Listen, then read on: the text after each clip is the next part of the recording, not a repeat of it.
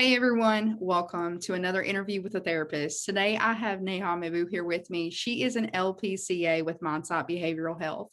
And today she's going to talk a little bit about EMDR and her training that she received with us.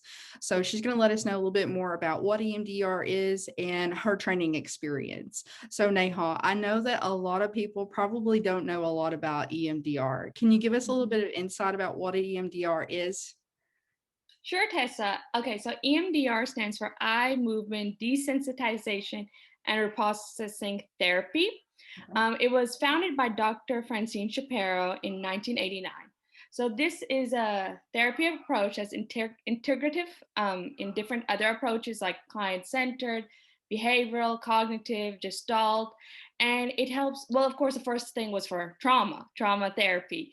But as with extensive research, EMDR is also incorporating, like, for helping people with mood disorders, anxiety, panic attacks, grief, helps with our firefighters, police officers, child abuse, neglect, and so much other more challenges that people face. Yeah, so it Um, sounds like it covers a lot of different things that, can be a wide spectrum of help for our clients. yes, but the training is extensive, but it's Okay. worthwhile. Okay. Well, I know that you had that training with us just recently, and I'm sure that many therapists receive different kinds of feedback when it comes to the training that you received. So what was your experience with that training? It was exhaustive. I will say those were 3 days I will never forget.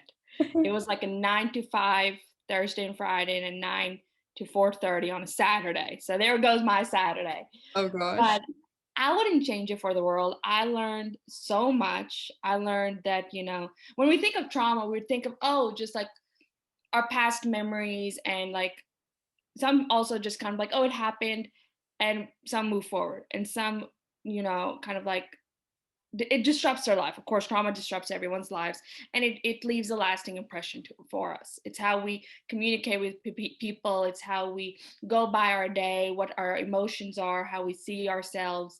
Um, and so with EMDR, what I learned, it's that, there's 8 phases. Um, and when we go through of the phases, we learn a lot about, we're learning from like almost like a bottom up approach. Yeah. So with trauma, it's like not what's recent right now. It's not like me and you, we're sitting and we're like, okay, what's going on, Tessa? Yeah. We're saying kind of like, this is our emotion, this is a trauma. I understand that, but we're going to go to the past first. When was the first time you felt like this negative or maladaptive emotion and thought? And then we kind of process that first. And then we kind of like jump to the next one. The next time you felt like that negative feeling or thought, and the next one, and the next one, till we get to that present emotion, thought, and behavior that's basically brought you to therapy for EMDR. Okay, And so we're gonna, you're like healing the stem of the issue where it first yes. started, and then using that as a gateway to work into the more now issues that client Mhm. might be having. Okay. Yes, exactly. So it's like almost like when thinking of a brain, that the first one on our neck is a brain stem, and it's kind of like supporting everything else. Yeah. So for us, it's our past that's supporting us. Yeah. Okay. Well, So I can definitely see how that would help someone. We often worry about the now, and sometimes we forget about what might have led up to the now. So I can see how EMDR relates to that for sure. right. And then we'll process that present. And then once we process that present emotion, the feeling, the maladaptive behaviors, emotions, thoughts, then we'll go upwards into, like, a tree. Like, we're going to think of the future then. I like make a future template of, like, you know, maybe say this emotion, this feeling, this event comes again in the future. Well, we've processed your past and we've processed your present. So now let's see, like, a what if scenarios, basically, and how would we process and go by that. Well, I can definitely tell through your training that you have really became passionate about this subject. So, in a little sentence, can you tell us how has this training affected you? Because I can just see it glowing on your face when you talk about EMDR. I mean, maybe it's the lighting here. No, EMDR, it was really great. I will be very honest. I come from a person-centered cognitive behavioral theory approach. So that's how I do with my clients. Every time in the first intake session, I tell them like these are the interventions I use, and this is how we would go by it. Some sessions it'd be like more cognitive behavior. We'll talk about your negative thoughts, kind of almost like reprocessing that, Yeah. reframing that.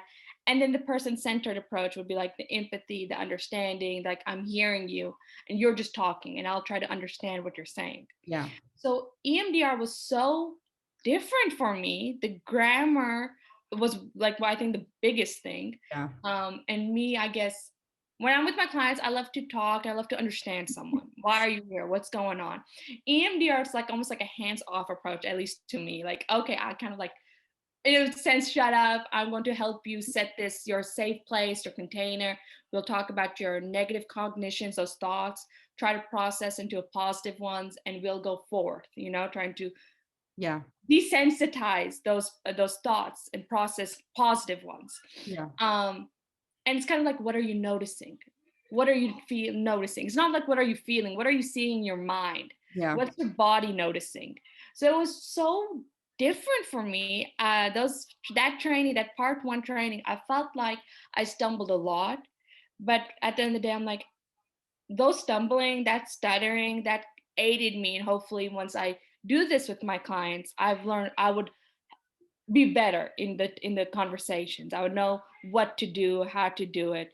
And then I learned a lot about myself too, like because with that training, um, we were broken up into groups, Yeah. groups of 2, 3, sometimes 4, depending how many people were there. And we would talk about our own past because you can't do EMDR or learn EMDR if you're not going to practice it yourself. That's true. you know so personally, I brought a few things that was, I guess, negative or maybe a bit traumatic. I brought in a few of my experience of my own anxiety issues. I'll be very brief and say I had a lot of surgeries in the past. So I brought one of the most recent surgeries. Well, 8 years is not that recent, but I brought those up because I guess I wanted to process those, and those were the things that I guess my anxiety came from. So it was tiring. I would be very honest. I think I told a few of there was a lot of Mindsight people there, so I was telling them that I cried. I think I had a heavy feeling, and I cried after the first session. Yeah. I guess to process it. But for me, after all that 3 days, I felt, I guess, relieved in a sense.